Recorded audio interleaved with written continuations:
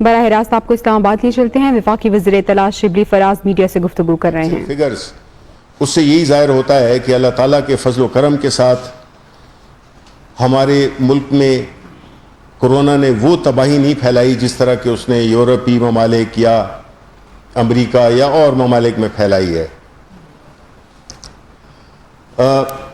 اس کے بعد جو ایک اور اہم بات ہوئی وہ یہ تھی کہ جو کورونا کے جو ٹیسٹنگ کٹس ہوتی ہیں، جو حفاظتی لباس ہوتا ہے، اس سے متعلقہ جو پیرافرنیلیا ہوتا ہے، تو اب ہمارے ملک میں ماشاءاللہ اس کی بھی پروڈکشن شروع ہو گئی ہے. تو اس پالیسی پہ بھی کبھی جائزہ لیا گیا کہ کس طرح سے اس انڈسٹری کو سپورٹ بھی کیا جائے اور ساتھ ہی ساتھ میں اپنی ریکوائرمنٹ کو پورے کرنے کے بعد جو سرپلس ہو اس کو ایکسپورٹ بھی کیا جا سکے، کیونکہ یہ ہمارے ملک میں یہ ایک ایڈوانٹیج ہے کہ ہمارے جو پروڈکٹس بنتے ہیں وہ اس کے لیے ایکسپورٹس کی بھی مارکیٹ ہے. اس کے علاوہ جو پرائم منسٹر صاحب کا جو خیال تھا وہ انہوں نے خاص طور پہ اس بات پہ زور دیا کہ وقت آ گیا ہے کہ جو ہیلتھ سیکٹر ہے اس کو اتنی اہمیت دی جائے جس کا کہ وہ مستحق ہے، کیونکہ ایک صحت مند قوم ہی ایک صحت مند اور ایک ترقی کی طرف اپنا سفر جاری کر سکتی ہے. انہوں نے انسٹرکشنز دیں کہ ریفارمز کو سپیڈ اپ کیا جائے، اس میں تیزی لائی جائے. جو ہیلتھ ریلیٹڈ ریفارمز ہیں، اسپتالوں کی بہتری ہے، اس پہ جو ہے تو بہت ہی انہوں نے زور دیا، کیونکہ ہیلتھ سیکٹر اس وبا نے ہمیں بتایا کہ اس کے بغیر صحت کا نظام خاص طور پہ غریب لوگوں کے لیے اس کو بہت ایفیشینٹ ہونا چاہیے اور آنے والے وقتوں کے لیے ہمیں تیار رہنا چاہیے. اس کے ساتھ جو بنیادی چیزیں تھیں کووڈ کے حوالے سے، اس پہ مجھے بڑی خوشی ہے کہ مجھے پورے جو میٹنگ تھی اس میں سب بہت پر اعتماد، اسد عمر صاحب بھی اور جتنے باقی ہمارے وزراء اور اس ٹیم کے ممبران ہیں وہ بہت پر اعتماد بھی تھے اور ان کا یہ خیال تھا کہ ہم اس وبا کو ابھی تک ہم ایک اچھی حکمت عملی کی وجہ سے اس پہ یہ ہمارے کنٹرول میں ہے. ان باتوں کا مقصد ہرگز یہ نہیں کہ ہم یہ کہیں کہ کورونا ختم ہو گیا ہے. کورونا ہے اور کب تک رہے گا یہ کسی کو معلوم نہیں، لیکن ہم عوام سے یہ اپیل کرنا چاہتے ہیں کہ وہ ہرگز یہ نہ سمجھیں کہ جب دکانیں کھل گئی ہیں، شاپنگ سینٹرز کھل گئے ہیں، ٹرینیں چل رہی ہیں تو وہ بالکل اسی طرح زندگی گزاریں گے جس طرح کہ پہلے تھی. ہمیں احتیاط کا دامن بالکل اپنے ہاتھ سے نہیں چھوڑنا چاہیے. ہمیں یہ وقت ہے کہ ثابت کریں کہ ہم ایک ذمہ دار قوم ہیں، ہم ایک ایسی قوم ہے جو کہ اکٹھے ہو کے لڑنا چاہتی ہے اس وبا سے، یا کسی بھی جو ایسی جو قومی ایشو ہو اس پہ ہم بالکل ایک ہی طرح سے یک قدم چلیں گے.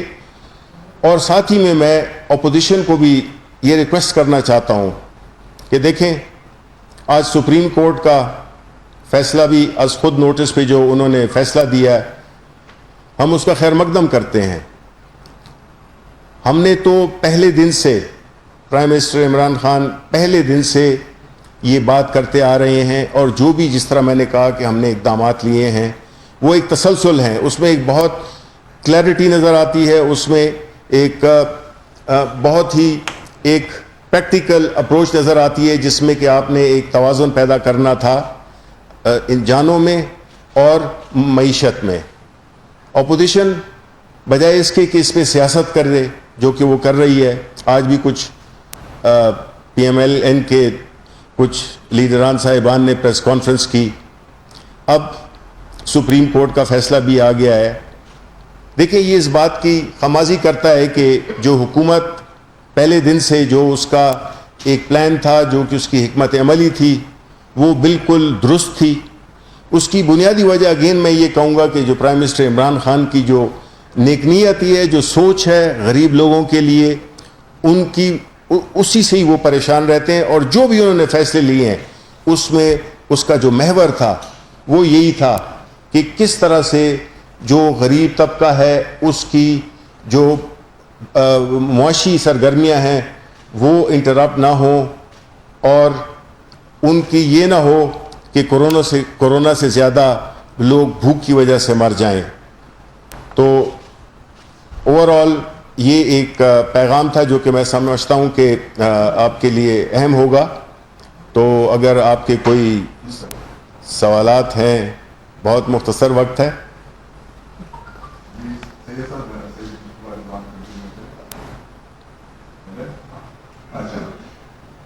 یہ ابھی آپ نے جس طرح فرمایا کہ لاک ڈاؤن کے حوالے سے آپ نے مطلب شاپس وغیرہ کا اور ٹریننگ وغیرہ کی ہے, آپ یہ سمجھتے ہیں کہ کیونکہ ابھی جو صورتحال چل رہی ہے تو آپ یہ اس پبلک کو کس طرح کنٹرول کریں گے؟ مطلب اس کے لیے کوئی میکینزم بنایا ہے آپ نے کہ کیونکہ یہاں تو آپ کو پتا ہے کہ ایک شاپ کھلے تو ادھر خواتین مردوں سے زیادہ تو خواتین کا رس ہو جائے. دیکھیں اس کو روکنے کے لیے, اور دوسری بات یہ ہے کہ ہر رمضان میں جو ہے وہ پہلے رمضان سے پہلے کہا جاتا ہے کہ مہنگائی جو ہے نہیں ہونے دیں گے. اس دفعہ بھی یہی ہوا ہے. مہنگائی اتنی ہوئی کہ لوگ پریشان ہو گئے. اس کے اوپر کسی کو چیک اینڈ بیلنس سرکار. جی بالکل. دیکھیں جہاں تک کہ آپ کا جو پہلے سوال کا پہلا حصہ تھا وہ بہت ہی اہم ہے. آپ نے جو سوال کیے وہ بہت اہم سوال ہے, اور یہی اپیل ہم عوام سے کرتے ہیں کہ وہ ذمہ داری کا ثبوت دیں. اب دیکھیں حکومت ڈنڈا لے کر کسی کو یا پرائم منسٹر صاحب لوگوں کو ہاتھ سے پکڑ کے گھر نہیں بٹھا سکتے.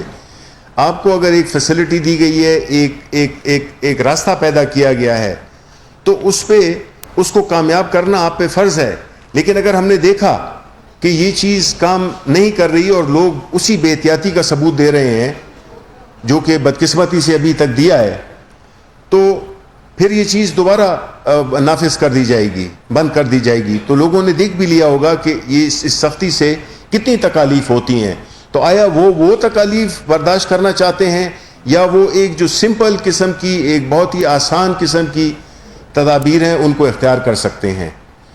دوسری بات یہ ہے کہ جہاں تک مہنگائی کا تعلق ہے, آپ کو پتہ ہے بدقسمتی سے ہمارے ملک میں ہمیشہ یہی رواج رہا ہے کہ جب رمضان آتا ہے تو چیزیں مہنگی ہو جاتی ہیں, جبکہ اور ممالک میں جب آتے ہیں تو وہ چیزیں سستی ہو جاتی ہیں.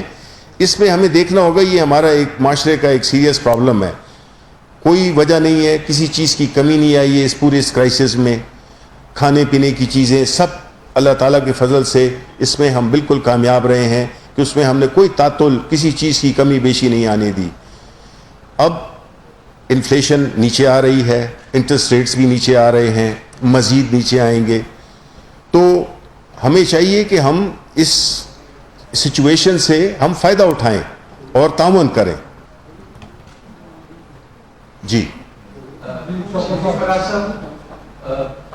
یہ جو احساس پروگرام کے تحت کووڈ-19 سے نمٹنے کے لیے 3 مراحل گزرے. 3 مرحلوں میں لوگوں میں پیسے تقسیم کیے گئے. پہلے 2 مرحلے جو غربت کی لکیر سے نیچے تھے, اور پھر غربت کی لکیر سے اوپر آس پاس کے لوگوں کو بھی کور کیا گیا, جو بہت اچھی بات ہے. اب چوتھا مرحلہ ہے سر, وہ لوگ جو روزگار کو بیٹھے ہیں ان کو کور کر رہے ہیں. سر اس میں میری گزارش یہ ہے کہ وہ آن لائن فارم ہے, اس میں ایسے بہت سارے لوگ بھی ہیں چھوٹے اداروں کے ملازمین جنہیں 3 ماہ سے سیلریز نہیں ملی. ان اداروں نے انہیں لے آف بھی نہیں کیا اور جاب سے بھی نہیں نکالا, لیکن وہ بھی اسی کرم سے گزر رہے ہیں جس سے جاب لیس ہونے والے لوگ ہیں. تو سر ان کے لیے بھی کوئی اس طرح کی کوشش کی جا سکتی ہے کہ وہ بھی اس میں کور ہو جائے. سیکنڈ سر, آپ نے ٹرین کی جو روانی ہے اس کی بات کی. سندھ گورنمنٹ سے فیڈرل گورنمنٹ کی کچھ معاملات اتنے اچھے نہیں چل رہے, تو یہ ٹرین جب چلے گی سندھ کی حدود میں جائے گی تو اس سے ترقیاں مزید بڑھیں گی یا معاملات کی کہتے ہیں؟ دیکھیں, اگر میں اس آپ کی آخری بات کا تو میں فوراً جواب دیتا ہوں کہ سندھ حکومت نے اس ایشو پہ بہت سیاست کی ہے. NCOC ایک ایسا ادارہ ہے جس میں ان کی مکمل پریزنٹیشن ہوتی ہے, وہ چیف منسٹر خود بھی ہوتے ہیں. تو جو بھی فیصلے اب تک ہوئے ہیں وہ کوئی یک طرفہ فیصلے نہیں تھے, اس میں وہ بالکل شامل تھے. وہ الگ بات ہے کہ وہ واپس جا کر وہاں پہ सियासत शुरू कर देते हैं। अब सुप्रीम कोर्ट का फैसला भी आ गया है, तो बुनियादी तौर पे सुप्रीम कोर्ट ने भी यही कहा है। दूसरी बात कि जो आप कह रहे थे कि जो प्राइम मिनिस्टर साहब के जो पैकेजेस थे कोविड के सिलसिले में, उसमें एक आज भी उसका इफ्तिताह हो रहा है। वो लोग जो कि जिनकी नौकरियां थीं उनको तनख्वाहें नहीं मिली, बेरोज़गार हो गए, और साथ ही साथ हुकूमत ने एक और प्रोग्राम भी वो किया था स्टेट बैंक के थ्रू, जिसमें कि यहाँ तक कि कुछ ऐसी कंपनीज़ हैं जिनको के सैलरी जिनकी की चूँकि आमदन रुक गई है, तो उनकी सैलरीज़ के लोगों को वो नौकरी से ना निकालें, बहुत ही आसान 3% की इंटरेस्ट रेट पे उनको लोन्स की फैसिलिटी भी दी है। तो इस वक्त जो स्ट्रेटेजी है वो यही है कि जो भी इदारे इस सारे इश्यूज़ को एड्रेस कर रहे हैं, और आप जहन में ये ज़रूर रखें कि पाकिस्तान एक गरीब मुल्क है, हमारे पास जो हमारे रिसोर्सेज हैं, हमारे जो वसाइल हैं, वो बहुत ही महदूद हैं, और जिस तरह से इस मुल्क में नकबजनी की गई, जो आज बड़े प्रेस कॉन्फ्रेंसेस करते हैं, और जो माफिया जो इसका सारे इसमें एक मुल्क में एक इज़्तिराब कन्फ्यूजन फैला रहे हैं कि प्लान नहीं है, ये नहीं है, वो नहीं है। हमारी रिक्वेस्ट है कि सारे मिल के जो है तो इसको हम एड्रेस करें, और कोई ऐसी चीज़ ना करें जिससे कि आवाम में बेचैनी फैले, एक तज़ब्ज़ुब फैले, और एक गैर यकीनी सूरत हाल पैदा हो। हुकूमत अपने तई हर वो इक़दाम उठा रही है जो कि उसके बस में है, चाहे वो बेरोज़गारी के सिलसिले में हो, चाहे वो छोटे कारोबारों को सहूलियात देने का हो, चाहे वो एक्सपोर्टर्स हों, चाहे वो डॉक्टर्स हों, चाहे वो मेडिकल प्रोफेशन से ताल्लुक़ रखने वाले हों। तो ये सारे जो इक़दामात हैं वो बुनियादी तौर पे इसीलिए हैं कि हुकूमत आवाम का ख्याल रख रही है, आगे भी रखेगी। बस ये दुआ करें कि मईशत का पहिया और जो हमारे पाकिस्तानियों की जानें ये महफूज रहें, और हम ये इस वबा के साथ बड़ी साबित कदमी के साथ मुकाबला करते रहें। शुक्रिया। एक बात है कि आपने नौजवान प्रोग्राम के तहत लाखों लोगों से पैसे लिए हैं, फॉर्म लिए हैं, अप्लाई किए लोगों ने, और उन्होंने कहा कि इनको फौरी तौर पर 15 दिन के अंदर दें। आप यकीन करें लाखों नौजवान इतने बेचैन हैं, सिवाय उस्मान राना साहब के हल्के के 25 लोगों के, अभी तक किसी को कोई लोग नहीं। काइंडली ये पीएम साहब के नोटिस नहीं जी नहीं, देखें इसमें बिल्कुल वो शुरू हो गया है, और आप इंशाल्लाह देखें कि आने वाले दिनों में इसमें और भी तेज़ी आएगी। अब देखें ना, एहसास प्रोग्राम में हमने 100 अरब से ज़्यादा पैसे 85,000 ख़ानदानों को हमने पहुँचाए।